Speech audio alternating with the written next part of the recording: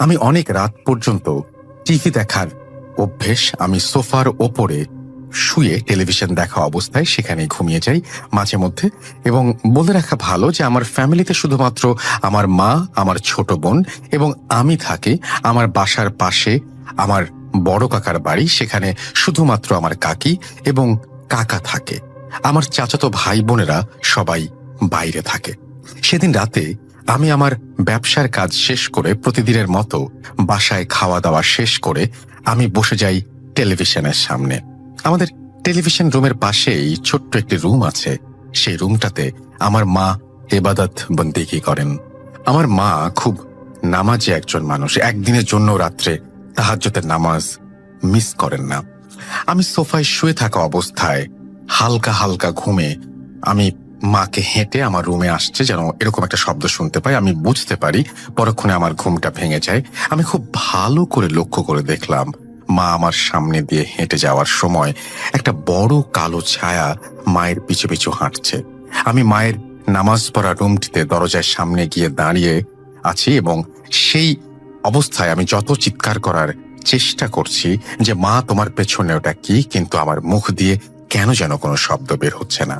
কিছুক্ষণ পর আমি দেখতে পেলাম সেই কালো ছায়াটি একেবারে ভ্যানিশ হয়ে গেল এবং সাথে সাথে আমার মার শরীর স্বাভাবিক হয়ে এলো।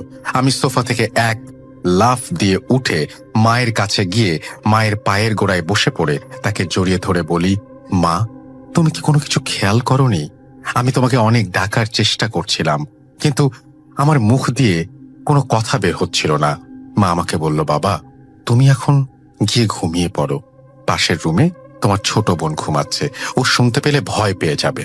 তোমাকে আমি সকালবেলা সব খুলে বলবো। আমি বুঝতে পারলাম কথা শুনেই যে মাও মনে হয় এসব অনেক আগে থেকে জানতেন, কিন্তু আমাদের কখনোই বলেননি বা বুঝতে দেননি, এই কারণে যেন আমরা হয়তো ভয় পাবো। এই জন্যই আমি আমার রুমে গিয়ে ঘুমিয়ে পড়ি। সকালবেলা ঘুম ভাঙতে অনেক দেরি হয়ে যায়। এর মধ্যে আমি আমার বড় কাকা এবং কাকি এবং আমার মার কথা শুনতে পাচ্ছি। আমাদের খাবার টেবিলে আমি তাড়াতাড়ি ঘুম থেকে উঠে তাদের সাথে গিয়ে বসলাম। গতকাল রাত্রে ঘটে যাওয়া ঘটনাটি আমি আমার মায়ের কাছে জানতে চাইলে মা আমাকে বলে, তোমাদের আমি কখনোই এই ব্যাপারটা বুঝতে দেইনি, কারণ তোমার ছোট বোন এমনিতেই অনেক ভয় পায়। তাই ব্যাপারটি আমি শুধুমাত্র তোমার কাকা এবং কাকির সাথে শেয়ার করি। কিন্তু তোমার কাকা এবং কাকিদের ঘরে একই ঘটনা ঘটে চলেছে। মা আমাকে আরো বলেন, তুমি তো ব্যবসার কাজে প্রায় সময়ই বাসার বাইরে থাকো, কিন্তু তোমার ছোট বোনকে নিয়ে আমি যখন কোনো একটি রুমে থাকি প্রায় সময় শুনতে পাই আমাদের মধ্যে, আমাদের জন্য কোনো রুমগুলোতে কোনো মানুষের মতন কেউ যেন হাঁটছে এবং ফিসফিস করে কথা বলছে। তোমার ছোট বোন আমাকে জিজ্ঞেস করত, মা, আমাদের ঘরের ভেতর মনে হয় কেউ হাঁটা চলা করছে। তোমার ছোট বোনকে আমি বলতাম, আরে এটা মনের ভুল, সারাদিন ভূতের সিনেমা দেখো, সেই জন্য তোমার ভেতর আতঙ্কের সৃষ্টি হয়েছে। মার মুখের কথা শোনার মাঝখান দিয়ে কাকি আমাকে বলে উঠল, তোমাকে আরো বলার ইচ্ছে ছিল, কিন্তু তোমার কাকা আমাকে বলতে দেয়নি। আমাদের ঘরেও আমি একই রকম ঘটনার সম্মুখীন হচ্ছি প্রতিনিয়ত ঘুমাতে যাওয়ার সময়, এবং আমি দেখতে পাই অন্ধকারে ছায়ার মতন কিছু একটা আমার সামনে দাঁড়িয়ে থাকে। আমি যখন জিজ্ঞেস করি কে, নিমেষেই উধাও হয়ে যায়। তোমার কাকা রাতের বেলা ঘরের সামনে কারো কান্নার আওয়াজ শুনতে পায়। দরজা খুলে সামনে গিয়ে দেখে কোনো এক কালো ছায়া একেবারে ঘরের সামনে দাঁড়িয়ে আছে। তোমার কাকার চিৎকারে তোমার আম্মু সহকারে আমরা সবাই বের হয়ে আসি। এসে দেখি তোমার কাকা সেখানে অজ্ঞান হয়ে পড়ে আছে। সেদিন তুমি ব্যবসার কাজে বরিশালে যাওয়ার কারণে বাড়ি ফিরতে পারোনি। আমরা খুব আতঙ্কের ভেতরে ছিলাম সেদিন। আমি এসব কথা শোনার পর বুঝতে পারলাম যে আমাদের দুই পরিবারের ভেতর কোনো এক খারাপ কিছু ঘটতে চলেছে। আমি সাথে সাথে আমাদের মসজিদের ইমাম সাহেবকে ফোন করে আমাদের বাসায় আসার অনুরোধ করলে তিনি চলে আসেন। আমি এবং আমার কাকা হুজুরের সাথে সব ঘটনা খুলে বলার পরে হুজুর কাকাকে বলল, আপনি মনে করে দেখেন তো, আপনাদের বাড়ির আশেপাশে কোন একটি পুরনো শিমুল গাছ ছিল, সেই গাছটি কাটার পর থেকেই এই ঘটনা হচ্ছে কিনা। কাকা হুজুরের কথা শুনে একেবারে অবাক হয়ে যান। হ্যাঁ, আমার তো মনেই ছিল না যে এই শিমুল গাছটি এটা অনেক পুরনো, কিন্তু সেখানে আমাদের বাড়ি তুলতে আমরা বাধ্য হই এবং বাধ্য হয়েই গাছটি কাটতে হয়েছিল। হুজুর বললেন, এই শিমুল গাছটিতেই একটি কালো বদ জিন থাকতো, তার বশত হারিয়ে সে এখন আপনাদের ওপরে অত্যাচার করতে চায়, কিন্তু আপনাদের পরিবারের মহিলাগণ অনেক নামাজি হওয়ায় কোনো ক্ষতি করতে পারছে না। আমি হুজুরকে বললাম, হুজুর এইভাবে তো চলতে পারে না, কখন কি হয়ে যায়, কোনো ব্যবস্থা? হুজুর বললেন, শুক্রবার আসরের নামাজের পরে তোমাদের বাড়ি আমি সব বন্ধ করে দেব ইনশাল্লাহ, আর কোনো সমস্যা হবে না। হুজুরের কথা মতো শুক্রবারে আসরের নামাজের পর হুজুরের সাথে আরো বেশ কিছু লোকজন একত্রে এসে আমাদের বাড়ি আজান দিয়ে বন্ধ করে দেয় ইনশাল্লাহ। তারপর থেকে আজ পর্যন্ত কখনোই কিছু দেখতে হয়নি আমাদের। এই ছিল আমার ঘটনা। আমি কোনোভাবে গুছিয়ে লিখতে পারি না, আপনার পড়তে কষ্ট হবে, তারপরেও আপনি যদি নিজের মুখে পড়ে শোনান আমি খুব খুশি হব। আমার কাছে আরো ঘটনা রয়েছে, আমি আরো ঘটনা পাঠাতে চাই। ভালো থাকবেন, ভূত.com সফল হোক আমি এই কামনা করি। আপনাকেও অনেক অনেক অনেক অনেক ধন্যবাদ আমাদেরকে ঘটনা পাঠানোর জন্য এবং আমাদের সাথে থাকার জন্য। আপনাদের সাথে এই যে আমরা আমাদের কথাগুলো শেয়ার করতে পারছি এবং আপনি আমাদের সাথে কথাগুলো শেয়ার করতে পারছেন, এটা বিরাট ব্যাপার এবং এর জন্যই সারা সপ্তাহ অপেক্ষা, এর জন্যই বারবার ফিরে আসা এবং এইটাই বেঁচে থাকার এক বিরাট প্রেরণা। যতদিন বেঁচে থাকবো ততদিন চাই আপনাদের সাথে থাকতে, আপনাদের এইভাবেই ঘটনা উপহার দিতে, যদি আপনারাও আমার সাথে থাকেন। কারণ আমরা একে অন্যের ওপরে পুরোপুরি নির্ভরশীল, কেউ একা এই কাজটি করতে পারবো না বা করা সম্ভব না। সুতরাং আপনারা যদি সাথে থাকেন তাহলেই বেঁচে থাকবে। চলুন আমরা চলে যাই আমাদের পরের ঘটনায়। আমি নিজে একজন ফিল্ম লাভার এবং আমি হরর ফিল্ম খুবই পছন্দ করি, কিন্তু আমার কাছে মনে হয় বাংলাদেশের যে ঘটনাগুলো সেগুলো অসম্ভব রকমের ইউনিক এবং এই ধরনের ঘটনাগুলো দিয়ে যদি আমরা হরর ফিল্ম বানাতে পারি তাহলে অনেক ইন্টারেস্টিং কিছু করা যাবে। আমার কাছে সবসময় এটা কেন যেন মনে হয়। এবং আমি আমাদের কিছু ঘটনা আছে, কিছু প্রচলিত ঘটনা, যেমন এরকম ঘটনা যে ধরেন যে একটা জায়গায় কোনো একটা সময় একটা মানুষ অপঘাতে মৃত্যুবরণ করেছিল, ওই জায়গাটা হন্টেড হয়ে যায়। আমি জানি না যে বাইরেও এটা হয়, অবশ্যই হয়, কিন্তু এইখানে প্রচলিত আছে এরকম যে কোনো একটা জায়গায় কোনো একজন খুন হয়েছিল, তারপর থেকে এই ঝামেলা হয়ে যায়। এবং আমাদের এই ঘটনাগুলো যেমন সারা বিশ্বেই পাওয়া যায়, ঠিক একইভাবে আমাদের এখানে মাছ ধরা, আমাদের এখানে যে বাসা থেকে কেউ যে ডেকে নিয়ে যায়, এই ব্যাপারগুলো আমাদের কিন্তু একেবারে ইউনিক। আমাদের এই যে ভোরবেলায় খেতে গিয়ে, চাষ করতে গিয়ে পাশের জমিতে কাউকে দেখতে পাওয়া, আমাদের তাল গাছে কাউকে দেখতে পাওয়া যে তাল পাড়ছে, নামাচ্ছে, বা যে ফুল কুড়াতে গিয়ে, ফল কুড়াতে গিয়ে নানান ঘটনার সম্মুখীন হওয়া, শ্মশান ঘাট, এই ব্যাপারগুলো একেবারে ইউনিক। কিন্তু এই যে নৌকা আসে, নৌকায় কোনো একটা অশরীরীকে দেখা, মাঝি পার করে দিতে চায়, একেবারে অস্বাভাবিক। কিন্তু আমরা একটু আগে প্রথম যে ঘটনা শুনলাম সে ঘটনাটা কি ছিল, যে একটা মানুষের সামনে একটা কালো অবয়ব তার সাথে সাথে থাকে বা ঘুরতে থাকে বা যে কোনো মুহূর্তে সে হাজির হয়, এই তো। এবং এটা পরিবারের একজনের সাথে না, সবার সাথেই। ঘটনা যদি আমি বলি যে এই বাসাটা একটা শিমুল গাছ ছিল এবং সেই শিমুল গাছটি কেটে ফেলার কারণে এই ধরনের ঘটনা ঘটেছে। খুব সিম্পল লাগবে, কিন্তু আপনি যদি ভাবেন যে এই যে শিমুল গাছটি কাটার পর থেকে কোন একটা অশরীর থাকলো, সে যদি তার অস্তিত্ব জানান না দিত তাহলে কিন্তু সব ফুরিয়ে গেল, কোনো ধরনের কোনো সমস্যা নাই, সবাই খুশি। কিন্তু প্রবলেম হয়ে গেল তখনই যখন সে তার অস্তিত্ব জানান দিতে শুরু করলো এবং অন্যরাও সেটা দেখতে পেল, বাড়ির সবাই দেখতে পেল যে এই বাড়িতে এমন একটি অশরীরী আছে যার রং কালো এবং যে দেখতে ছায়ার মতো। কখনো সে পেছনে এসে হাজির হয়, কখনো সে সামনে দিয়ে চলে যায়, কখনো সে বাসার বাইরে দাঁড়িয়ে কাঁদে।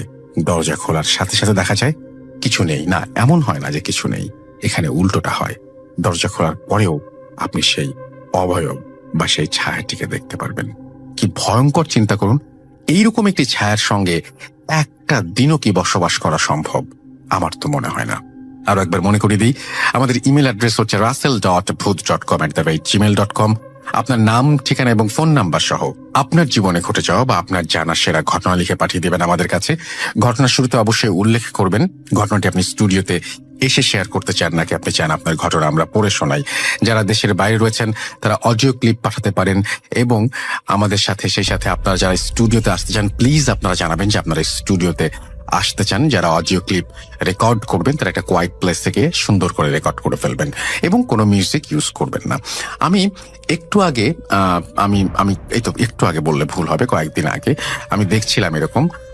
আমার অনেক অনেক অনেক অনেক শুভেচ্ছা যারা সৌদি আরবে আছেন, এবং বাংলাদেশের পরে সবচাইতে বেশি ভূত.com শোনেন সৌদি আরবিয়ার মানুষজন। এবং তারপরে যদি বলি তাহলে ওয়েস্ট বেঙ্গল, তারপরে মালয়েশিয়া, তারপরে কানাডা, আমেরিকা এবং ইউরোপ সহ অস্ট্রেলিয়া, আরো অনেক দেশ। কিন্তু আমাদের মিডল ইস্ট খুবই বেশি ইনভলভ ভূত.com এর সাথে।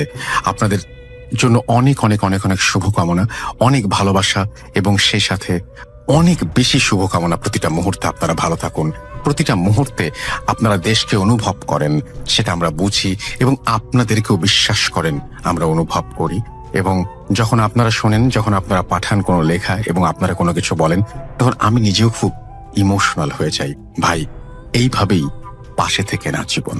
আমরা চলে যাব আমাদের পরবর্তী ঘটনায়, এবং এই ঘটনাটি একটি জায়গাকে নিয়ে, যে জায়গাটিতে একটি খুন হয়ে যায় এবং এই খুনের পরে কিছু অদ্ভুত ঘটনা ঘটে।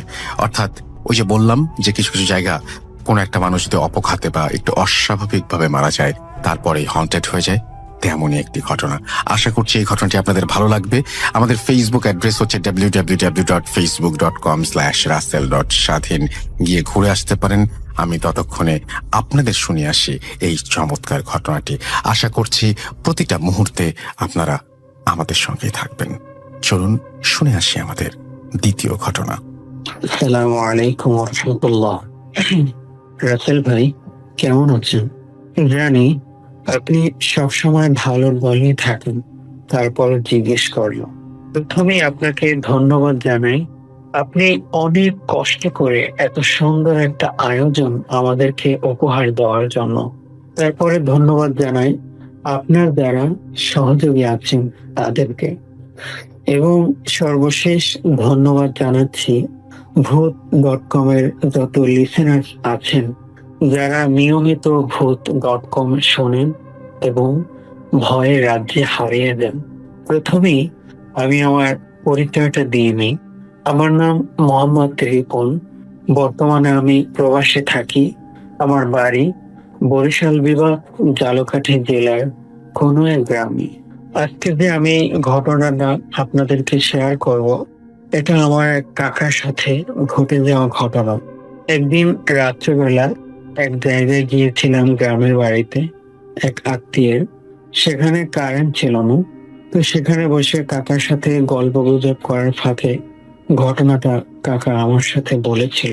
তো ঘটনাটা যেভাবে ঘটেছে, ঘটনা ঘটার জায়গাটার নাম আমি কোনো এক কারণে আমি বলতে পারছি না, তবে জায়গাটার বিবরণ দিচ্ছি।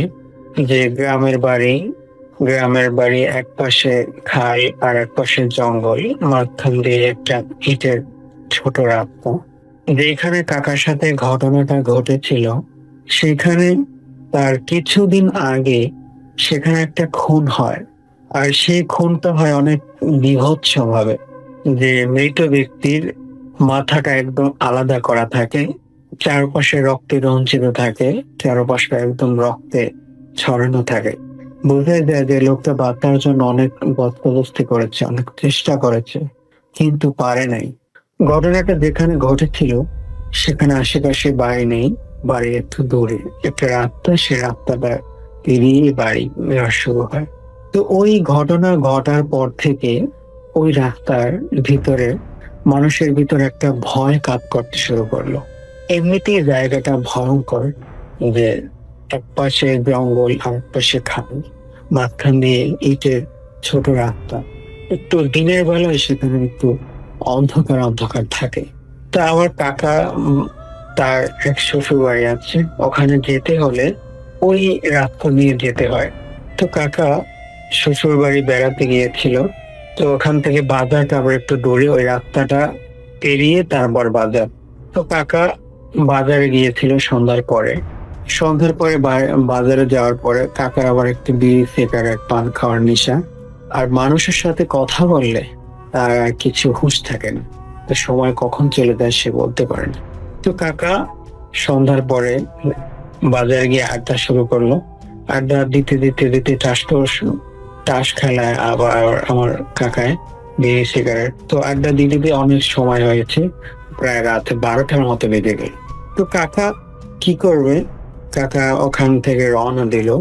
তখন রাস্তা বাজারে কিছু লোক বলছিল যে তুই ওখান থেকে যাবি, ওখানে তো শোনা যায় যে ওখানে ভালো না, ওই ওই যে হকে খুন করা হয়েছে তারপর থেকে ওখানের অবস্থা ভালো শোনা যায় না। রাত্রেবেলা মানুষ গেলে ওখানে নাকি অনেক কিছু অনেকে দেখে। ওখানে তো কয়েকদিন আগে এরকম একটা ঘটনা ঘটেছে যে তাদের একজন প্রতিবেশী, তাকে নাকি এভাবে রাত্রেবেলা কোনো লোক এসে গভীর রাত্রে এসে তাকে দাগিয়ে নিয়ে যায় এবং সকালবেলা ওই লোকটাকে ওইখানে তার লাশ পাওয়া যায়। আর লাশটা অনেক বীভৎসভাবে দেখায় যে তার মাথা থেকে বুক পর্যন্ত মাটির নিচে গাড়া থাকে আর পা দুটো উপরে থাকে। পাশেই যে খাল ছিল সেই খালের চরে। আমার কাকা আবার একটু সাহসী মানুষ, সে বলল আমি এগুলো বিশ্বাস করি না, এগুলো সব ভাওতা বাজে। তো কাকা সে কারো কথা শুনলো না, সে ওখান থেকে রওনা দিল। জ্যোৎস্নার রাত, চারিদিকে আলোকিত। তো কাকা মনের সুখে গান গাইতে গাইতে বা গুনগুন করতে করতে সেখান থেকে সে আসতে আস্তে আস্তে আস্তে আস্তে হঠাৎ কাকা যখন ওই জায়গায় আসলো যেখানে খুন হয়েছে, সেখানে আসার পরে কাকা বলে যে আমি যখন ওইখান থেকে একটু দূরে তখন দেখতে পেলাম যে ওইখানে রাস্তার মাঝে একজন সাদা কাফন পরিহিত একটা লোক, সেখানে বসে আছে আর তার পা দুটো সামনের দিকে ছড়ানো। আশ্চর্যের ব্যাপার, তার পা দুটোতে আগুন জ্বলছে আর সেই আগুনের উপর একটা পাতিল রাখা। তো গ্রামে যেভাবে যে কাঠ দিয়ে চুলা জ্বালায়, কাঠে আগুন জ্বলে আর সেই চুলায় ভাত তরকারি রান্না করে, সেভাবেই তার পায়ে আগুন জ্বলছে আর সেই আগুনের তাপে সে উপর একটা পাতিলের মতো কিছু, সেটা সে রান্না করছে। কিন্তু তার চেহারা দেখা যাচ্ছে না। সাদা কাফন পরিহিত লোক, যেভাবে মানুষ মারা গেলে কাফন পরিয়ে কবরে যেভাবে রাখা হয় একদম পেঁচিয়ে, সেভাবেই ওটা ওইভাবে বসে আছে, চেহারা দেখা যাচ্ছে না। তাতে বললেন যে ওই সময় আমার কি হয়েছে আমি জানি না, আমি সামনে যাব না পিছনে যাব না কি করব, আমি একদম হতভম্ব হয়ে গেছি, আমি এরকম তাকিয়ে রয়েছি। তো কাকা হঠাৎ বললেন যে আমার হুঁশ আসলো। তখন দেখলাম, আমি ভালোভাবে দেখলাম সেই সাদা কাফন পরিহিত যে মাথার দিকটা, সে মাথার দিকটার কাপড়টা আস্তে আস্তে পড়ে যাচ্ছে। যখন পড়ে যাওয়ার পর কাকা বলেন যে আমি তার মাথা দেখছি না, শুধু তার শরীরটা দেখা যাচ্ছে আর এইভাবে নাড়াচাড়া করছে, শরীরটা এইভাবে নাড়াচাড়া করছে। কাকা বলেন যে আমি কি করব, আমার ওই সময় বুঝেই আসে না, আমার মাথা কাজ করতেছিল না। তো আমি কি করছিলাম, আমি আস্তে আস্তে পিছন দিকে সরে যাওয়া শুরু করলাম। আশ্চর্যের ব্যাপার, আমি যখন পিছনের দিকে সরে দাঁড়ানো শুরু করলাম, তখন দেখি ওই অবয়বটা দাঁড়িয়ে গেছে। আর কাকা বলেন যে অবয়বটা আমার দিকে তেড়ে আসতে আসতে আমার দিকে। কাকা বলেন যে আমি যেভাবে হাঁটি ওইটাও ঠিক ওইভাবেই হাঁটি, আমি আস্তে আস্তে পিছনের দিকে সরলে ওইটাও আস্তে আস্তে পিছনের দিকে সরে, আবার আমি একটু জোরে পিছনের দিকে সরলে ওইটাও জোরে পিছনের দিকে সরে। কাকা বলেন যে আমি কি করবো এই মুহূর্তে, গভীর রাত, 12টার রাত, কোনো মানুষকে আপনি পাওয়া যাবে না। আর গ্রামে তো 12টা মানে অনেক রাত, একদিকে খাল আর একদিকে জঙ্গল, পিছনে বাজার আর সামনে তো ওই ভয়ঙ্কর জাতীয় ওইটা। কাকা বলেন আমার মাথায় কাজ করতেছিল না, আমি কি করলাম, আমি জঙ্গলের দিকে দৌড় দিলাম। সে দৌড়, আমি দৌড়াচ্ছি আর মাঝে মাঝে পিছনের দিকে তাকাচ্ছি। তো দূরে দেখতে পাই যে বিদ্যুতের আলো যেভাবে চমকায় না, ঠিক সেভাবেই সে অবয়বটা এরকম চমকাচ্ছে দূরে থাকতে। কাকা বলেন আমি দৌড়াচ্ছি তো দৌড়াচ্ছি তো দৌড়েতে কাকা একটা বিলের ভিতর চলে গেল। তো কাকা বলেন আমি যখন বিলের ভিতর চলে গেলাম, তখন হঠাৎ সামনে তাকিয়ে দেখলাম আমার সামনে অনেক কবুতর, কবুতরের সারি লাইন ধরে কবুতর ছড়ানো, অনেক কবুতর। আমি যদি ওইটা পেরিয়ে যেতে চাই তাহলে ওই কবুতরের উপর থেকে যাওয়া লাগবে। তখন কাকা বলেন আমি বুঝলাম যে এটা ভালো কিছু না, এটা ওই জাতীয় কিছু। কাকা বলেন আমি আবার পিছনে ব্যাগ দিলাম, পিছনে ব্যাগ দিয়ে আবার একটু কোনা দিকে আবার দৌড় দিলাম। কাকা বলেন আমি যখন দৌড়াচ্ছি তখন পাশে একটা বেড় ছিল, আর সেই বেড়ের পাশে একটা গাছ ছিল। কি গাছ রাত্রেবেলা সে বলতে পারে না। তো সে গাছের ডালে হঠাৎ তার চোখ পড়ল, আর দেখে যে সে সাদা কাফন পরিহিত লোকটা সে গাছের ডালে বসে আছে আর এভাবে মাথা নাড়াচ্ছে। কাকা বলেন আমি যে আর কি করব, আমি ওখান থেকে চিৎকার দিতে শুরু করলাম, চিৎকার দিতে শুরু করলাম। মাঝখানে হঠাৎ একটা বের পড়লো। গ্রামে বের বলা হয় যে ছোট মাটি কাটে ছোট এরকম বেড়ের মতো বানায়, সেই একটা বের, আমি সেই বেড়ের ভিতর পড়ে গেলাম। তারপরে আমি তো মনে করছিলাম যে আমি আজকে বাদ করি না। আমি চিৎকার করতে করতে ওখান থেকে, তো পাশে বাড়ি ছিল, তো তারা দৌড়ে দৌড়ে আসছে, কিন্তু তখন আমার জ্ঞান ছিল না। আমি কোনো মতে সেই বেড থেকে উঠে পাশে বসে রয়েছি। পাশে বসে আমি আর মানে কি করবো আমি জানি না, আমি ওখানে হয়ে পড়ি, আমার জ্ঞান হারিয়ে ফেলি ওখানে। তো সকালবেলা আমি দেখি যে আমি বাড়িতে, আমার শ্বশুর বাড়িতে সবাই আমার পাশে বসে রয়েছে। তো সবাই জিজ্ঞেস করে যে কি হয়েছে তোর। তখন আমি আমার সাথে যে ঘটনা ঘটেছিল সেটা বললাম। তো রাতুল ভাই কাকা বলেন যে আমি ওই ঘটনার পর থেকে অনেক দিন ভয় ছিলাম। আমি রাত্রে বের হলেই ভয় পেতাম, আর আমার মনে হতো যে ওই অভয়টা আমার সামনে আসছে। এবার অনেক কবিরাজ বা হুজুর দেখি আস্তে আস্তে, কাকা বলেন যে আস্তে আস্তে অনেক দিন পর আমি ঠিক হই। তো রাতুল ভাই এই ছিল আমার ঘটনা। যদি এটা বলার মতো হয় তাহলে এটা বলতে পারবেন। আর রাসেল ভাই আমার নিজের সাথে ঘটনা অনেক ঘটেছে, আমি সুযোগ পেলে সেভাবে সেগুলা বলবো ইনশাআল্লাহ। তো আজকের মতো এখানে রাখি। Tata, bye bye. Spirit, be here with me. কে তুমি? Voot.com. The fear returns with Russell. আরো একবার আপনাদের সবাইকে স্বাগত জানাচ্ছি। আমি রাসেল, শুনছেন ভূত.com এবং আশা করছি প্রতিটা মুহূর্তে আমাদের এনজয় করছেন। এইবারের ঘটনাটি আমাদের সেই সব ভাইদের জন্য যারা দেশের বাইরে রয়েছেন। একটু আগে বলছিলাম সৌদি আরবের কথা, সেই সৌদি আরবে রয়েছেন, এবং এই ঘটনাটি শুধুমাত্র আপনাদের উপরে, আপনাদের জন্য আমি উৎসর্গ করছি আপনাদের, এবং আশা করছি যে এইভাবেই আজীবন ভালোবেসে যাবেন, এভাবেই পাশে থাকবেন। আপনারা শুনছেন সবচেয়ে বেশি বাংলাদেশের পরে, আপনারাই সবচেয়ে বেশি শুনছেন যারা মিডল ইস্টে থাকেন। আমি শুধুমাত্র সৌদি আরবের কথাই বলবো না, দুবাই, ওমান, এই সমস্ত জায়গা থেকে, কাতার, এই সমস্ত প্রত্যেকটা জায়গা থেকে এই যে ভালোবাসাগুলো আমরা পাই, এই ভালোবাসার কোনো বিনিময় হয় না, শুধুমাত্র মানুষকে আরো বেশি আবেগী করে তোলে। কখনো কখনো হয়তো আপনি যখন এই ইমেলটা পাঠান আমি ইমোশনাল হয়ে যাই, হয়তো আমার আপনার দুজনেরই চোখের কোণে কখনো কখনো জমে পারি, মনে পড়ে প্রিয় স্বদেশের কথা। আপনাদের এই ভালোবাসার মূল্য হিসেবে এখন এই ঘটনাটি শুধুমাত্র আপনাদের জন্য। আশা করছি ভালো লাগবে। আমি পড়ে শোনাচ্ছি ঘটনাটি। আসসালামু আলাইকুম রাসেল ভাই, আশা করি ভালো আছেন। আমার নাম নাজমুল হাসান, জেলা কুমিল্লা, থানা মুরাদনগর, গ্রাম টনকি, বর্তমানে সৌদি আরব আছি। কিছুদিন আগে আমি একটা ঘটনা পাঠিয়েছিলাম, কারণবশত ঘটনাটি সিলেক্টেড হয়নি, তাই আজকে আমার বন্ধুর কাছে শোনা একটি ঘটনা লিখতে হচ্ছে। আমাকে আমার বন্ধু যেভাবে বলেছে আমি সেভাবে লিসেনারদের সামনে উপস্থাপন করছি। আমার বন্ধুটি মূলত ভারতীয় নাগরিক, তার বাড়ি কলকাতার যে কোনো একটি গ্রামে। কারণবশত আমি তার গ্রামের নামটি বলতে চাচ্ছি না। অনেক বছর আগে তার গ্রামে ছিল একটি গরিব পরিবার, প্রায় 30 বছর আগে। তাছাড়া 30 বছর আগে সবার অবস্থা তত একটা ভালো ছিল না। ওই পরিবারের শুধুমাত্র একটি ছেলে ছিল যার নাম রবিন।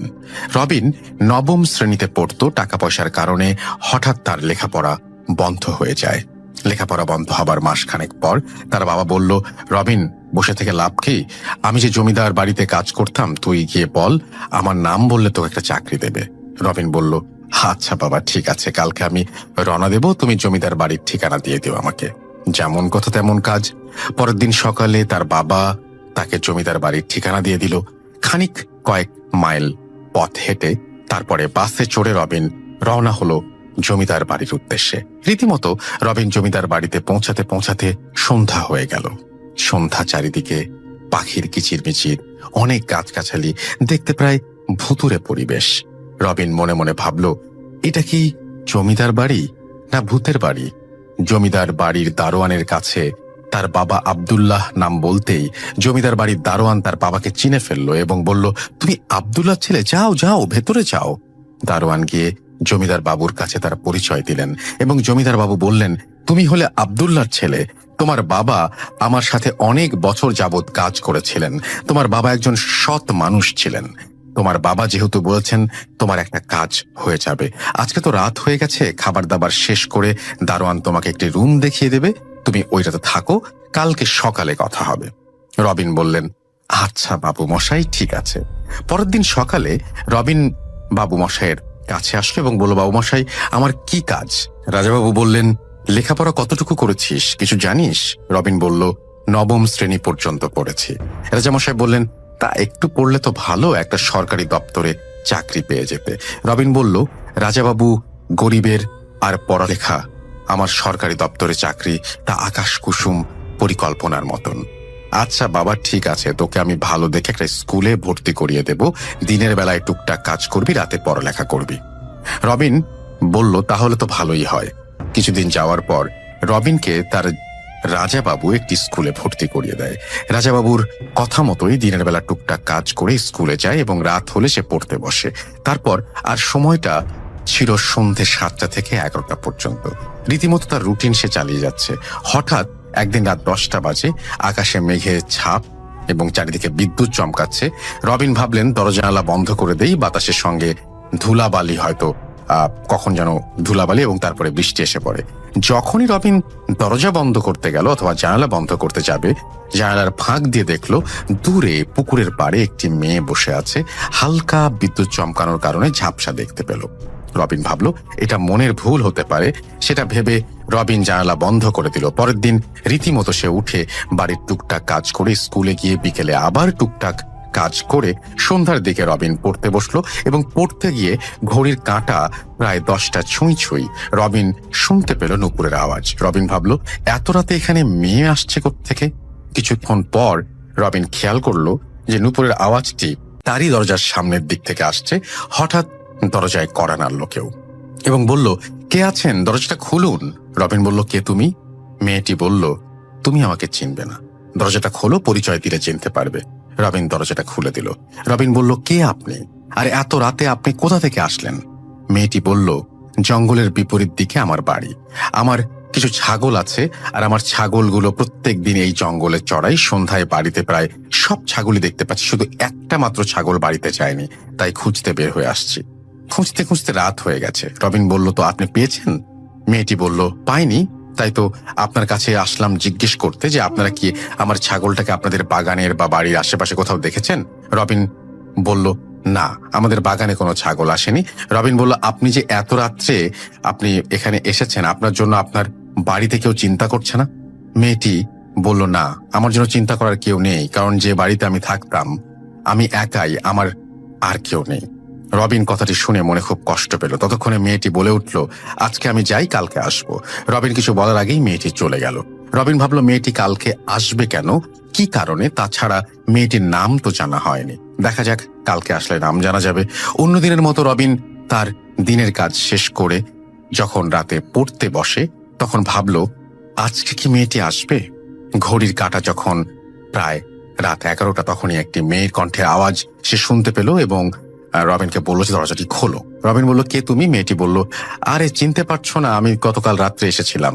এবার রবিন দরজাটি খুলে দিল। প্রথমেই রবিন জিজ্ঞেস করলো, তোমার নাম কি? মেয়েটি বলল, তার সময় হলে জানতে পারবে।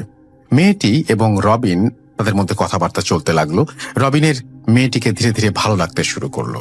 রাত যখন 12টা, তখন মেয়েটি বলল, আজকে আমি যাই, আমার সময় হয়ে গেছে। রবিন বলল, আচ্ছা ঠিক আছে, কালকে আসবে তো? মেয়েটি বলল, হ্যাঁ আসবো। পরের দিন যখন মেয়েটি আসলো, রবিন দরজা খুলতেই মেয়েটির নাম জিজ্ঞেস করলো। মেয়েটি বলল, আমাদের আবার যাকে ভালোবাসো সেই মানুষের আবার নাম হয় নাকি? রবিন বলল, যাক বাবা, তোমার যদি বলতে এত আপত্তি থাকে জিজ্ঞেস করব না। এভাবেই 14-15 দিন কেটে যায়। হঠাৎ মেয়েটি একদিন আসেনি।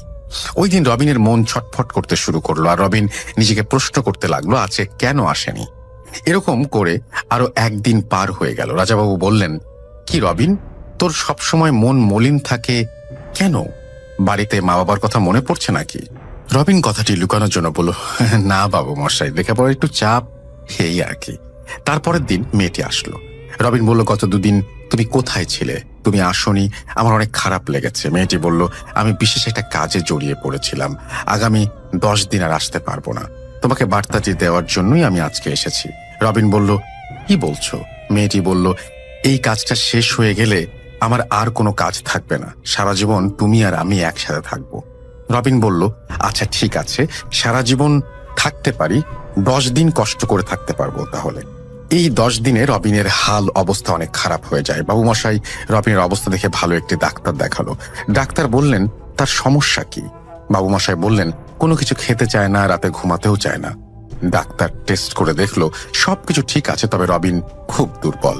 ডাক্তার কোনো রোগের সমাধান না পেয়ে বলল, আপনি রবিনকে ভালো একজন কবিরাজ দেখান। যদিও এটা আমার মুখে বেমানান, তারপরও আপনি আমার কাছের মানুষ, তাই বললাম।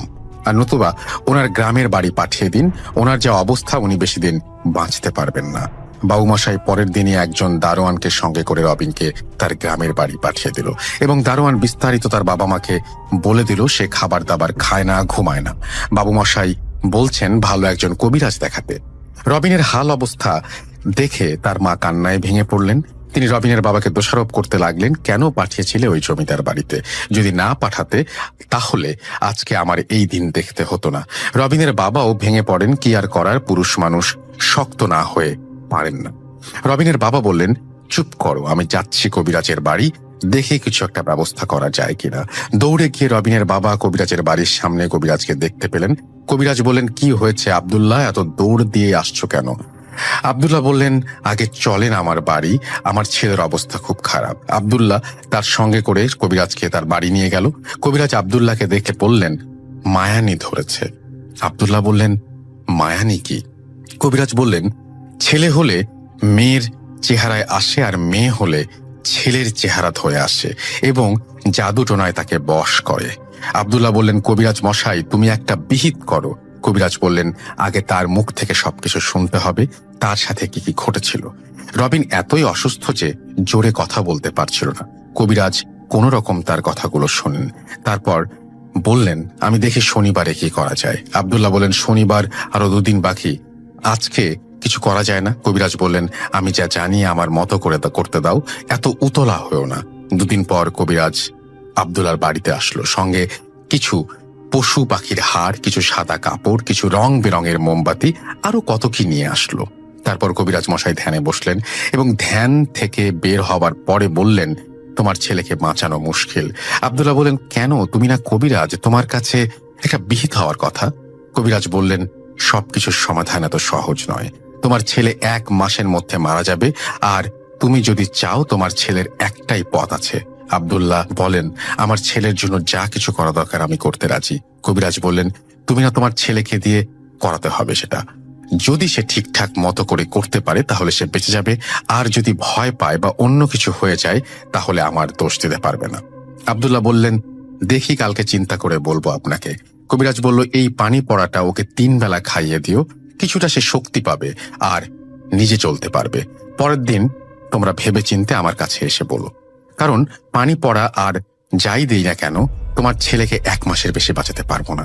পরের দিন আব্দুল্লাহ রাত ভর চিন্তা করলো, 1 মাস পর ছেলে এমনিতে হারিয়ে যাবে, তার চেয়ে ভালো একটা চেষ্টা করে দেখা যাক। পরদিন আব্দুল্লাহ কবিরাজের বাড়িতে গেলেন এবং বললেন, আপনি যা বলেন তাতে আমরা রাজি, খেয়াল রাখবেন আমার ছেলে যেন কোনো ক্ষতি না হয়।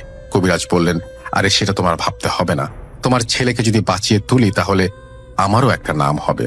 আব্দুল্লাহর সাথে সাথে কবিরাজ আব্দুল্লাহর বাড়িতে গেলেন এবং কবিরাজ আব্দুল্লাহর ছেলে রবিনকে সবকিছু বুঝিয়ে বললেন। কবিরাজ বলেন, দেখো বাবা, আমি যেভাবে বলছি সেভাবে করবে, তুমি রাজাবাবুর বাড়িতে যাবে এবং ও যেদিন ওই মেয়েটি আসবে তুমি মেয়েটিকে বলবে তুমি না কিছুক্ষণ আগে এসেছিলে, এখন আবার আসলে কেন? তখন মেয়েটি যদি তোমাকে জিজ্ঞেস করে না আমি তো আসিনি, তুমি বলবে তুমি কিছুক্ষণ আগে এসেছিলে, বলেছিলে যে আজকে তুমি একটু আগে এসে গেছো তাই আর আসবে না, তা আবার আসছো কেন?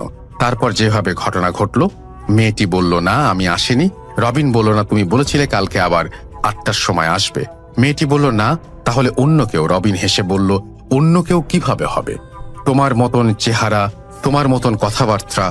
রবিন বলল আরে না তুমি তো এসেছিলে। মেয়েটি বলল ও কালকে আসবে বলছে। রবিন বলল তুমি তো বললে কালকে আবার 8টার সময় আসবে। মেয়েটি বলল বুঝেছি, এটা অন্য কেউ তোমার উপর নজর দিয়েছে। রবিন বলল আমি অত কিছু বুঝি না, তুমি আসলেই হয় 8টায় আসো আর না হয় 10টায় আসো। মেয়েটি বলল কালকে আমি তোমাকে যেভাবে বলি ওইভাবে করবে। ছেলেটি বলল কি করতে হবে? বলল আমি তোমাকে একটি গাছ দেখিয়ে দেব, ওই গাছের শিকড় তোমার সাথে বেঁধে রাখবে। যতক্ষণ ওই গাছের শিকড় তোমার সাথে আছে মেয়েটি ততক্ষণ তোমার কাছে আসতে পারবে না, আর রাত্রে যখন 11টা হয়ে যাবে তখন ওইটা খুলে তুমি তোমার বাড়ির একপাশে রেখে দেবে, আর আমি চলে গেলে আবার পড়ে নিও। রবিন বলল আচ্ছা ঠিক আছে। পরের দিন রাতে যখন রাত 10টা বাজে কবিরাজ কথা অনুযায়ী রবিন অপেক্ষা করতে লাগলো মেয়েটির জন্য, এবং রাত 11টার সময় মেয়েটি আসলো। বলল রবিন আজকে কি ওই মেয়েটি এসেছে? রবিন বলল ওই মেয়েটা আবার কি? তুমি তো কিছুক্ষণ আগে এসেছিলে। মেয়েটি বলল যতক্ষণ না তোমার ওই গাছের শেকড় তোমাকে পরিয়ে দিচ্ছি ততক্ষণ মেয়েটি তোমার পিছু ছাড়বে না। রবিন বলল তুমি আমার সাথে যাবে তো? মেয়েটি বলল আমি তোমাকে গাছ পর্যন্ত পৌঁছে দেব, গাছ থেকে আমি খানিকটা দূরে থাকবো, কারণ ওই গাছের কাছে আমিও যেতে পারি না। রবিন কবিরাজের কথা মতো অভিনয় করে বলল যে তাহলে তোমার সাথে আমি দেখা করব কিভাবে? তুমি তো আমার কাছে আসতে পারো, নাও আসতে পারো। মেয়েটি বলল আমি ঠিক রাত 11টায় আসবো, তখন তুমি তাবিজটি খুলে কোথাও রেখে দিবে। মেয়েটি বলল চলো যাওয়া যাক ওই গাছটির কাছে। মেয়েটি রবিনকে নিয়ে প্রায় 2 মাইল হাঁটার পর জঙ্গলের ভেতর, গহীন জঙ্গলের ভেতরে চারিদিকে ঝিঝি পোকার কিচিরমিচির শব্দ, শেয়ালের ডাক। রবিন রীতিমতো ভয় পেতে শুরু করলো। জঙ্গলের ভেতর দিয়ে যেতে যেতে মেয়েটি বলল রবিন তুমি এই গাছটি কালকে রাত্রে 11টার সময় আবার খুলে রাখবে। রবিন বলল আচ্ছা ঠিক আছে। রবিন যখন গাছটির কাছে পৌঁছায় তখন দেখলো দূর থেকে মেয়েটি রবিনকে দেখতে লাগলো। রবিন গাছের শেকড়টি তুলে নিতেই মনে হচ্ছে যে চারিদিকে যেন ঝড় তুফান হয়ে গেল। রবিন গাছের শেকড়টি তার হাতের সাথে বেঁধে নিল, আল্লাহর নাম জপতে জপতে বাড়িতে চলে এলো। পরের দিন সকালে কবিরাজ এলো রাজামশাইয়ের বাড়িতে। রবিন বলল কবিরাজ আপনি জানেন আমার কি অবস্থা হয়েছিল, আমি খুব ভয় পেয়েছিলাম। কবিরাজ বলল মেয়ের সঙ্গে আমার জিনগুলো ক্ষমতায় তুচ্ছ, তারপরেও তোমার কিছু হয়ে গেলে খবরটা অন্তত পেতাম। যাক ওই গাছের শিকড়টা আমাকে দাও, আমি তাবিজ বানিয়ে দিচ্ছি, আর ওই মেয়ে রাত্রে আসতে পারবে না তোমার কাছে। এভাবে কিছুদিন যাবার পর তুমি রীতিমতো আগের মতো হয়ে যাবে, আর মেয়েটি তোমার স্বপ্নে আসতে পারে, বলবে তুমি শিকড়টা খোলো, কিছুতেই তুমি খুলবে না। কবিরাজের কথা মতো রবিন তার তাবিজটি বাঁধল। ওই দিন রাত 11টায় রবিন দূর থেকে শুনতে পারল ওই মেয়েটির আওয়াজ। রবিন ওই মেয়েটির ডাকে কিছুই পাত্তা দেয়নি। ওই দিন রাত্রে স্বপ্নে রবিন যা দেখলো, মেয়েটি তাকে বলল রবিন তুমি তাবিজটা খুলছো না কেন? তাবিজের কারণে আমি তোমার কাছে আসতে পারছি না। রবিন স্বপ্নের ব্যাখ্যা কবিরাজের কাছে বলল। কবিরাজ বলল বরং 2-3 দিন তোমার স্বপ্নেও আসতে পারে, তারপর তোমার কাছেও যেতে পারবে না। এভাবে কবিরাজের পরামর্শে রবিন ফিরে পেল তার নতুন জীবন। এ ছিল আমার আর আমার বন্ধুর সাথে ঘটে যাওয়া ঘটনা। লেখায় ভুল ত্রুটি হলে ক্ষমার দৃষ্টিতে দেখবেন। যদি ভালো লাগে লিসনারদের পড়ে শোনাবেন। ছোট করে লিখতে চেয়েছিলাম, কিন্তু আমার বন্ধু যেভাবে বলেছে সেভাবেই লিখতে গিয়ে বড় হয়ে গেল। ধন্যবাদ জানাই রাসেল ভাইকে, ধন্যবাদ জানাই লিসনারদেরকে, এবং ধন্যবাদ জানাই ভূত.com-কে। আল্লাহ হাফেজ এই বলে তিনি তার লেখাটি শেষ করেছেন। কি অসাধারণ একটি ঘটনা! আশা করছি যে এই ঘটনাটি আপনাদেরও অনেক বেশি ভালো লেগেছে, এবং এইরকম ঘটনা আপনাদের কাছেও আছে। আপনারা সেই ঘটনাগুলো পাঠিয়ে দিন আমাদের কাছে। আমরা অপেক্ষায় আছি আপনার ঘটনার। এবং আমাদেরকে লিখতে হলে আপনাকে যেটা করতে হবে, আমাদের ইমেল অ্যাড্রেসটা মনে রাখতে হবে। আমাদের ইমেল অ্যাড্রেস হচ্ছে russell.booth.com@gmail.com। এই অ্যাড্রেসে আপনার নাম, ঠিকানা এবং ফোন নাম্বার সহ আপনার জীবনে ঘটে যাওয়া বা আপনার জানা সেরা ঘটনা লিখে পাঠান আমার কাছে। ঘটনার শুরুতে অবশ্যই উল্লেখ করুন যে ঘটনাটি আপনি স্টুডিওতে এসে শেয়ার করতে চান, নাকি আপনি চান আপনার ঘটনা আমরা পড়ে শোনাই। আমরা চলে যাব আমাদের পরের ঘটনায়। আশা করছি আজকের এই ঘটনাগুলো আপনাদের কাছে জমজমাট লাগছে। চলুন পরের ঘটনায় যাই। পরের ঘটনায় যাবার আগে কথা বলতে চাই আরেকটু এই ঘটনাটি নিয়ে। এবং এই ঘটনাটি সত্যি কথা বলতে কিছু কিছু ঘটনা আছে আমি সত্যি মিথ্যা জানি না, আমাকে একজন বিশ্বাস করে পাঠিয়েছেন, আমি সেই ঘটনাটি পড়ে শুনিয়েছি এবং তাকে অবিশ্বাস করার কোনো অধিকার আমার নেই যদি আমি না সেটা প্রমাণ করতে পারি। তো আমি সেটা বলবো না। আমি যেটা বলতে চাই আপনাদেরকে সেটা হচ্ছে কিছু কিছু ঘটনা থাকে না যে পড়তে গিয়ে গায়ে কাটা দেয়। এই ঘটনাটি পড়ার সময় আমার গায়ে কাটা দিয়েছে কয়েকবার। আমি জানি না যে আপনাদের শোনার সময়ও এভাবে গায়ে কাটা দিয়েছে কিনা। যাই হোক, আমরা নেক্সট ঘটনায় যাব এবং নেক্সট ঘটনাটি কি নিয়ে? নেক্সট ঘটনাটি একজন লোককে নিয়ে যিনি লাশ টানার কাজ করেন। এই ধরনের মানুষের সাথেও জীবনে প্রচুর ঘটনা কিন্তু ঘটে।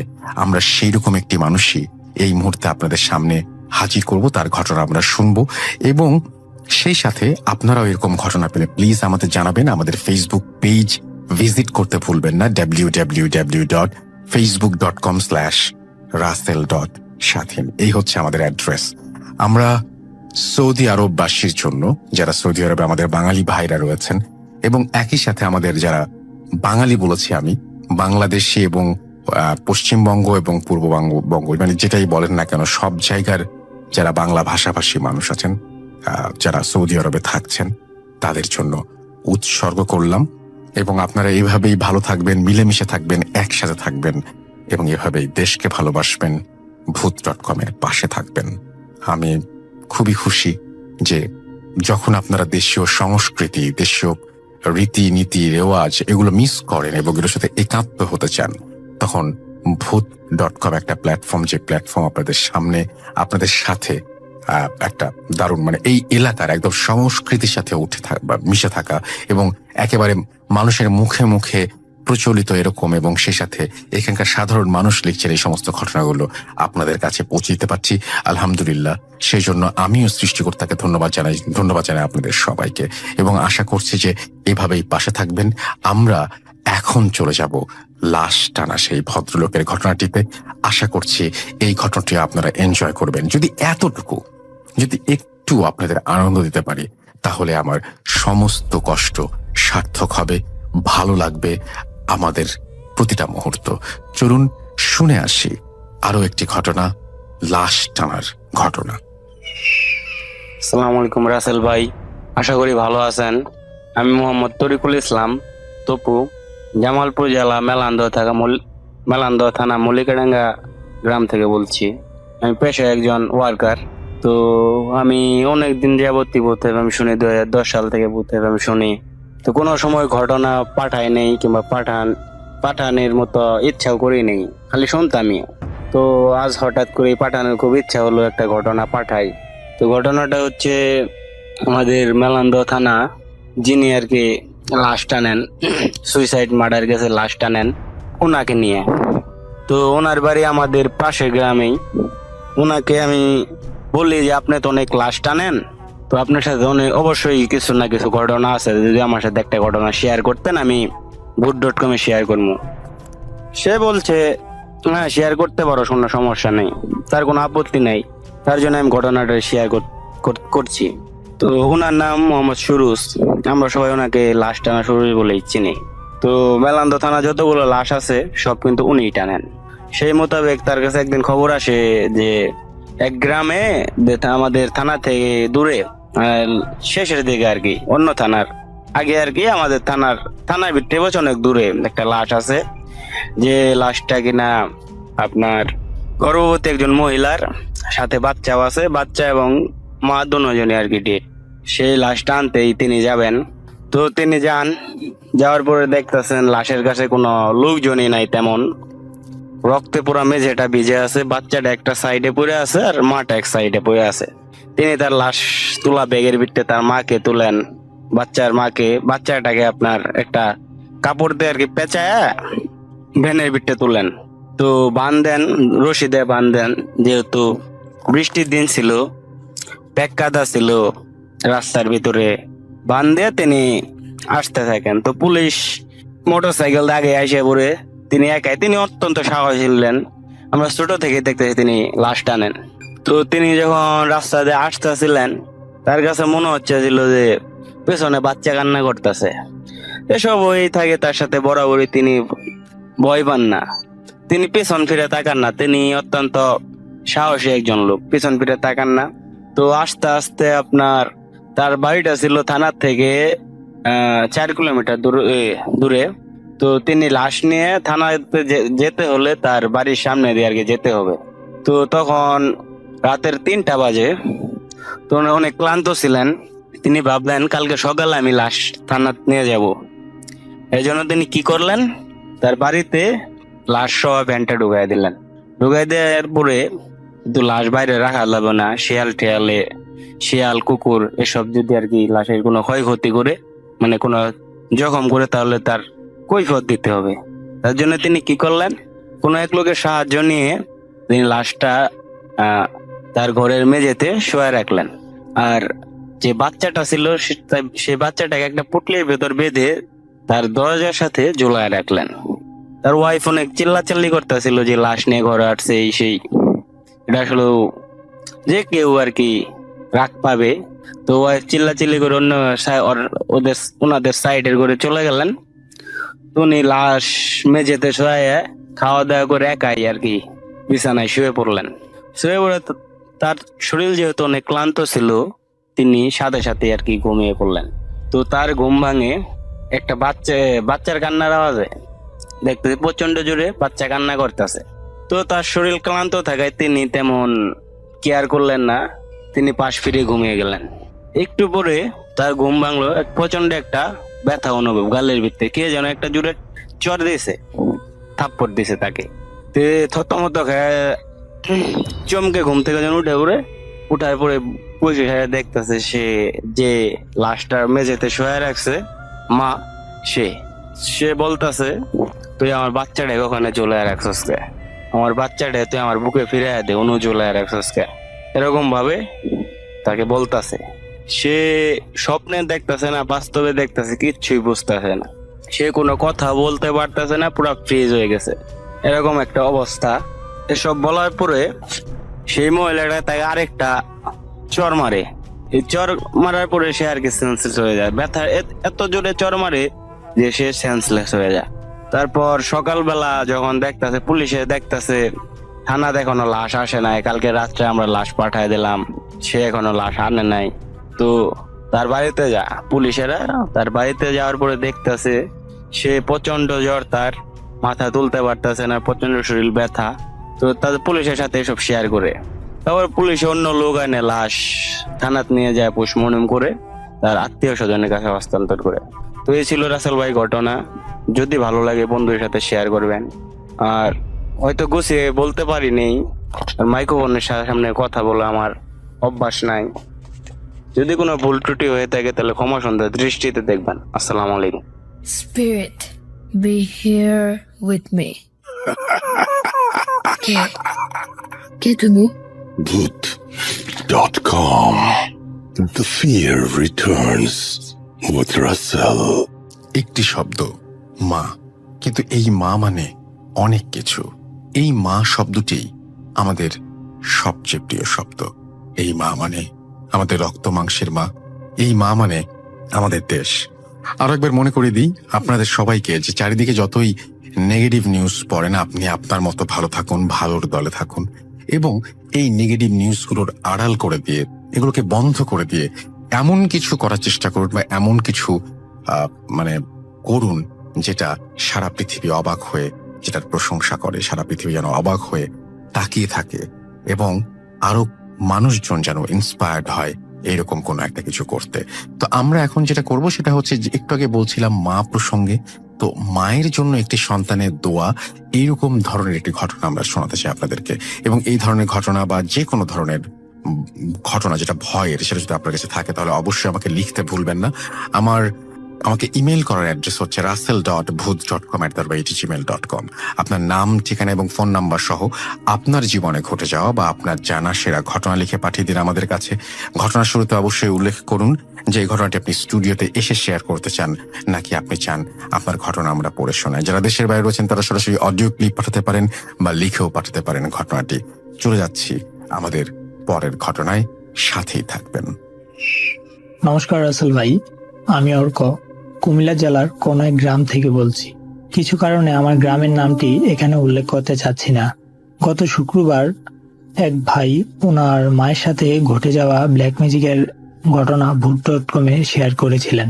তো তা শুনেই ভাবলাম আমি আমার মায়ের সাথে ঘটে যাওয়া এবং এখনো চলমান কিছু ঘটনা ভূত.com-এ শেয়ার করি। তো ঘটনাটি শুরু হয় 2013 সালে। তখন আমার ঠাকুমা মারা গিয়েছিলেন। তো ঠাকুমা মারা যাওয়ার 10 থেকে 15 দিন পর এক রাতে আমার মা বাথরুমে যাওয়ার জন্য উঠেছিলেন। উঠে আমার বাবাকে সাথে নিয়ে বাথরুমের দিকে রওনা হলেন। তো আমাদের যেহেতু গ্রাম অঞ্চল, ঘরের থেকে কিছুটা দূরে বাথরুম, তো সেক্ষেত্রে ওই সময় কারেন্ট ইলেকট্রিসিটিও ছিল না। হ্যাঁ, আমাদের গ্রামে ইলেকট্রিসিটি আছে, ওই সময় লোডশেডিং এর কারণে ইলেকট্রিসিটি ছিল না। তো ওই সময় মা হাতে হারিকেন নিয়ে বাবাকে সাথে নিয়ে বাথরুমের দিকে রওনা হলেন। তো বাথরুমে যখন মা বাথরুমের সামনে গেলেন তখন আচমকা মানে কোনো বাধা ছিল না, হারিকেনটি নিভে গেল। তো হারিকেনটি নিভে যাওয়ার কোনো কারণ নেই, কারণ হারিকেনের ভিতরে প্রচন্ড মানে পুরা আপনার তেল ছিল। তো কোনো বাতাসও নেই বাহিরে। তো হারিকেনটি নিভে যাওয়ার কারণ ওই সময় কোনো খুঁজে পাওয়া গেল না। তো হারিকেনটি নিভে যাওয়ার সাথে সাথে আমার মা অনুভব করেছিলেন যে ওনার কানের সামনে দিয়ে কোনো এক মানে বাতাস দৌড় দিল, যেমন একটা বাতাস কানের সামনে দিয়ে বেরিয়ে গেল। তো ওই সময় আর কোনো কিছু হয় নাই। তো ওই সময় আর কিছু না ভেবে তো ঘরে চলে এলেন। তো ঘটনাটি শুরু হয় এর 2-3 মাস পরে থেকে। তো আমার মা ধীরে ধীরে মানে অসুস্থ হতে যাচ্ছিলেন, মানে শরীরে কোনো শক্তি ছিল না, কাজ করতে পারতেন না, আর সাথে প্রচন্ড মানে গায়ে জ্বালা পোড়া।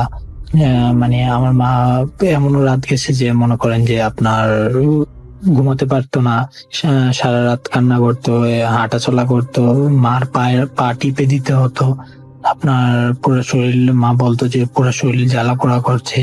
তো আমরা বিষয়টা বুঝতে পারি। তো তবুও আমরা প্রথমে ডাক্তারের কাছে যাই। তো ডাক্তারের কোনো সলিউশন দিতে পারছিল না। তো পরে দিয়ে আমরা এক কবিরাজের কাছে যাই। তো একটি না, আপনার 2-3টা কবিরাজের কাছেই যাই। তো সবাই বলছিল যে মাকে ব্ল্যাক ম্যাজিক করা হয়েছে। তো পরে দিয়ে আমরা কবিরাজ ধরাতে, তো বিষয়টা আপনার ওই সময়ে কবিরাজের উসুলায় আমার মা বেঁচে যায়। তো এখন কিছুদিন ধরে আমার মায়ের সাথে মানে কিছু ঘটনা, মানে আগে যে সিমটম গুলো ছিল, মানে যেমন সাপোজ ধরেন আপনার গায়ে জ্বালা পোড়া, আপনার এই মানে কাজ করতে না পারা, এরকম সিমটম গুলা কিছুদিন ধরে আবার মানে শুরু হয়েছে। তো আপনার গত 2 দিন আগে আবার কবিরাজের কাছে নিয়ে যাওয়াতে তো উনি বললেন যে আবার মাকে মানে বান মারা হয়েছে, মানে যেটাকে বলা হয় ব্ল্যাক ম্যাজিক। হ্যাঁ, আপনার কুফুরি, আপনাদের ইসলাম ধর্ম মতে যেগুলো বলা হয় কুফুরি, তো ওইগুলা নাকি করা হয়েছে। তো এটা আরো 1 থেকে 1.5 বছর আগে করা হয়েছে। তো কবিরাজ বলেছিল যে আরো আগে নিলে হয়তোবা মানে জিনিসটা আরো তাড়াতাড়ি ভালো হতো, এখন শেষ সময়। তো তবু আপনার কিছু কবিরাজ এই আপনার পানি পড়ার আর কিছু মোমবাতি এইগুলো পরিয়ে দিয়েছেন।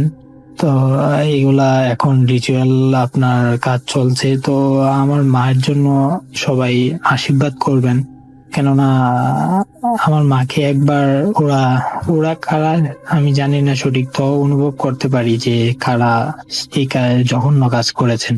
তো ওরা একবার মানে ব্যর্থ হয়েছিলেন, তো এখন আবার করেছে। তো আমি জানি যে সবার আশীর্বাদে জোর অনেক। তো আমার সমস্ত লিসেনারের কাছে এটাই মানে অনুরোধ যে আমার মার জন্য একটু ঈশ্বরের কাছে প্রার্থনা করবেন, যেমন আমার মা সুস্থ হয়ে যান, এই তাবিজ কবজ যেমন জিতে না যায়, আমার মা যেমন সুস্থ হয়ে যায়।